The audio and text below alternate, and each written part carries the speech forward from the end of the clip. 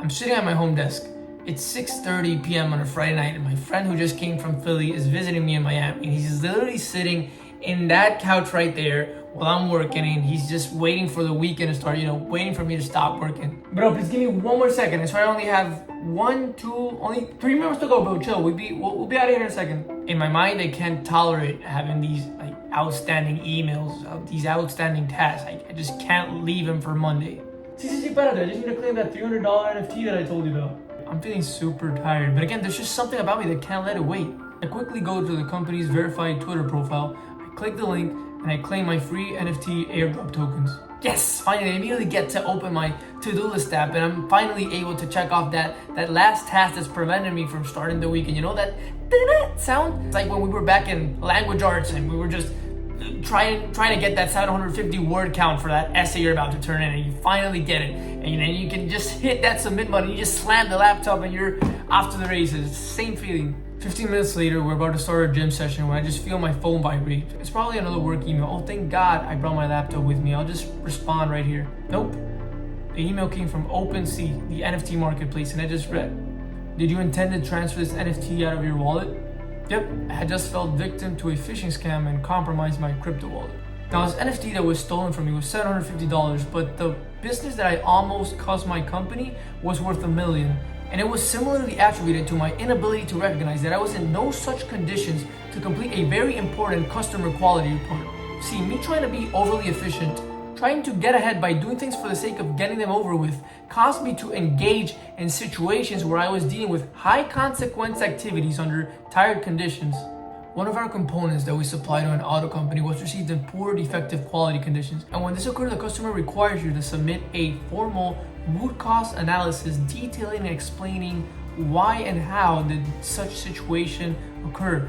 Obviously something of high importance, only that my 6:30 p.m. Friday night mind at the time, the same context as when I lost my NFT, couldn't perceive it that way because he was only thinking about turning in the essay of the button. He only wanted to slam shut that computer, and that's exactly how I was acting when I submitted the quality report.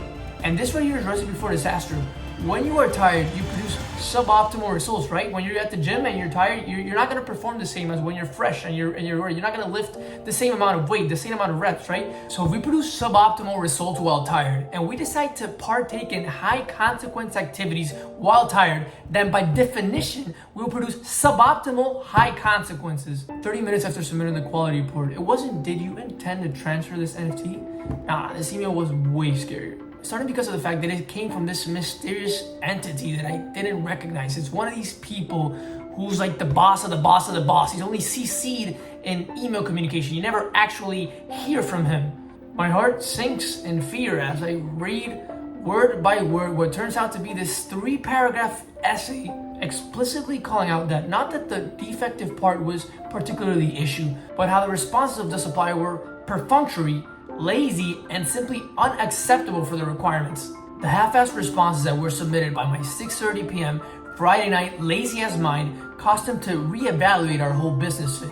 He threatened to pull the $1 million business. So in both scenarios, my limited brain power at the time just opted for the path of least resistance. He couldn't understand the gravity of the situation, the risks that were involved, because he was tired. He was in no condition to do so. He just wanted to rest. It was just easier for him to actually believe that, nah man, this is just some standard protocol. The customer probably wouldn't even read the answer. It's fine. Or in the NFT example, yeah man, I can see the blue check mark. I don't have to double check. It's legit. No, that's not true. That's what you want to be true. You don't want to be signing a crypto transaction. You don't want to be working and submitting a quality report, activities of high consequences when you're at your worst.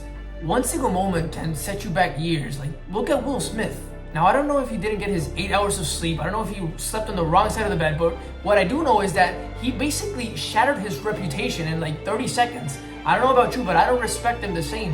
These have been 2 setbacks that have been produced by the same exact cost, and I don't want to figure out which ones may be the next ones, because luckily the company did not lose the business, and the NFT mistake was only a $750 lesson learned. But chances are that as I assume more responsibility, so will the potential for even larger setbacks. So what I should have understood in both cases is that there will always be more work that can be done. There will always be more emails that I can go through. There will always be more tasks that I can accomplish during the day. And so it reaches a point where every additional tick that you check in your to-do list or every email that you go through, while you think that this may be conducive towards progress and that it represents more efficiency, more productivity, what it's really doing is increasing your probabilities to fuck up. And it's counterintuitive that stopping work at the time is like the hardest short-term thing to do, but it's a skill for you to recognize, for you to be aware of when you're at overcapacity, for you to recognize that you have reached your mental constraint, your mental bandwidth, your limit, your brain power, your brain points are gone. And so every additional task that you bring onto yourself while in this state is basically another opportunity for you to showcase and transmit the world your suboptimal results. This transcends business and work-related tasks. It can be applied to like social interactions when you go out. You don't want to go out all tired and sleep because you'll be producing low quality conversations and low frequency interactions with the world. You'll be submitting shitty quality reports. Think about it. Do you want the girl that you like, the world, to see you this way? Every time that you're engaging with the world in this negative state, you're basically just creating opportunities for setbacks. People will just think that you're lame. Like, just go to sleep, go hide. You don't want to be operating at your worst. What I should have done, first of all, was to recognize the fact that I was in no such condition to engage in activities whose implications were significant and would have lasting consequences. I should have either done unimportant things that matched my tired state, like, I don't know, maybe Instagram or watching a movie, or be rest. And by rest, I mean whatever type of activity helps you reset and regain clarity and focus. You either work on resetting your energy levels to come back to it, or you make sure that whatever activity that you're involved in does not have a lot of significant implications attached to it. My mom always told me, deja hacer cosas para salir del paso, which literally translates to stop doing things for the sake of just getting them out of the way. It'll only produce undesirable outcomes, and sure as hell she was right. Thank you so much for tuning in, guys. I really hope that this video was useful to you, or at least somewhat entertaining at the very least. And if that was the case, I really appreciate if you could share with a friend, Anyways, that is all that I have for you guys today. Again, I hope that you enjoyed this video. I love you, and I will see you in the next one. Peace!